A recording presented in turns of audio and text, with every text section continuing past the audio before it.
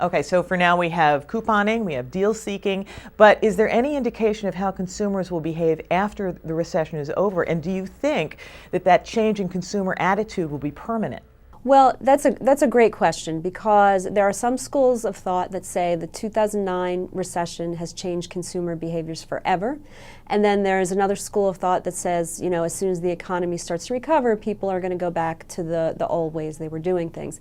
And I think the true answer lies somewhere in between that there are some behaviors that we believe reflect permanent changes in the American consumer psyche, and those behaviors will carry forward. And then there are going to be areas in which consumers are very eager to go back to their habits and their spending patterns pre-recession. So I think there isn't a clear-cut answer that's going to be one way or the other, but getting back to this idea of deal seeking and couponing, these are behaviors that we think have really become ingrained in the consumer mindset and are likely to continue in terms of whatever type of recovery we have. So some of the deal seeking shifts that we have seen as a part of this recession, we do anticipate continuing.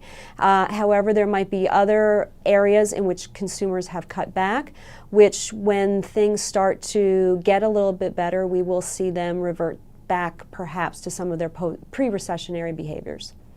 Finally, Kathy, how do you think Americans are going to know that the economy will be on the road to recovery? Well, I think there's two key things to watch in terms of how consumers are going to, what consumers need to see to think that the economy is in recovery. And the first is the unemployment rate. The job picture is clearly what Americans are looking to in terms of getting an indication that the economy is in a better position. And the second area is the stabilization of the housing market.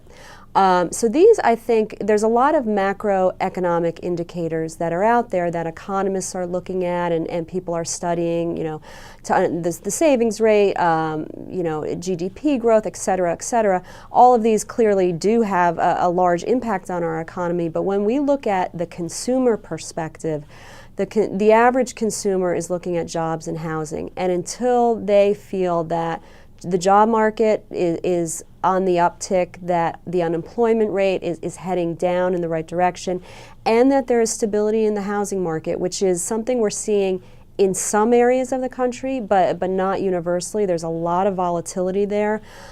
So until we see those two areas, jobs and housing stabilization, the average American is not going to think that the U.S. economy is in recovery until then.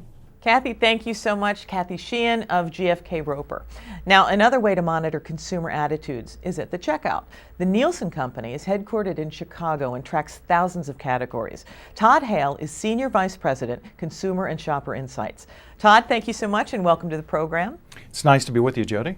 Now, Todd, the recession has obviously affected consumers in lots of different ways. What impacts have there been on shoppers? Well, we've seen rather dramatic shifts in where consumers shop. Certainly value retailers have benefited the most, but the grocery channel has done quite well given the fact that at-home meal preparation food really matters. We've seen planned shopping take place like we've never seen before. Consumers using shopping lists, consumers using coupons, consumers doing comparative prices when they're shopping to make sure that they're getting the best value. And also leveraging technology in new ways, whether it's through televisions, through mobile phones, through computers, spending time researching where they can shop and buy and get the greatest value. Now, Todd, you talked about value. How has the recession been different from other recessions in terms of customer attitudes? Well, we've had 9 recessions since 1948, each of them lasting an average of about 11 months. So this one's been a lot more enduring when you think about it. It started in December 2007. So I think it's different in the sense as how it's impacted a lot more consumers than just a small subset of the population. High unemployment certainly has been a huge impact on consumers of ethnic groups in particular, but males out of work more than females. And also even more affluent consumers, financial people, feeling pain that they've never really felt before, and it's really shown up in terms of how we measure and track not only what consumers buy but also what they watch.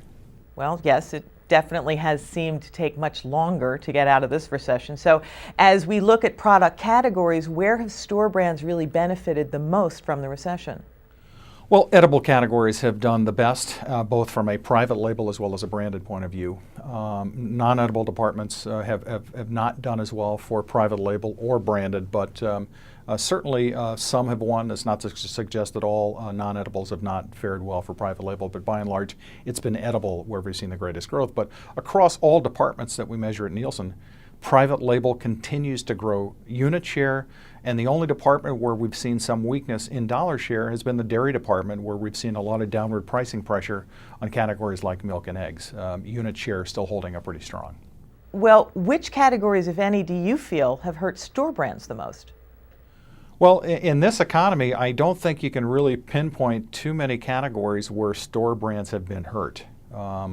I think if you think about categories like beer and candy and women's fragrances, where there's a lot of marketing investment and ad spending to build equity, those are categories that traditionally private label has not done well.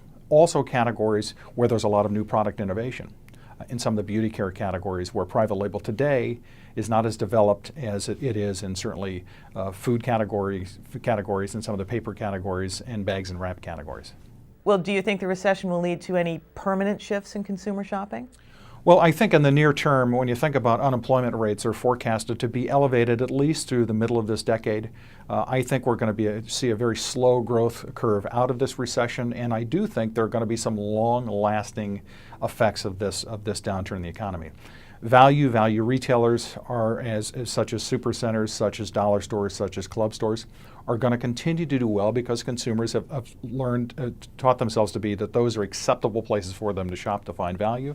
But let's not forget the success that grocery stores have had, and that is at-home meals matter. And for those really strong retailers who focused on value and also focused on food, have done very well. And they've done it in some interesting ways. The investment that many have made behind digital marketing, some of the online campaigns from a retailer like Hy-Vee, you can now go online and watch a chef prepare a meal, have that linked to some feature ad activity that retailer, that Hy-Vee has that particular week, linked to a shopping list, linked to Facebook so that shoppers can communicate to Hy-Vee and talk to them about the great things that they see that when they're in Hy-Vee. Is just a great way to enable some of the digital capabilities that we see in marketing today.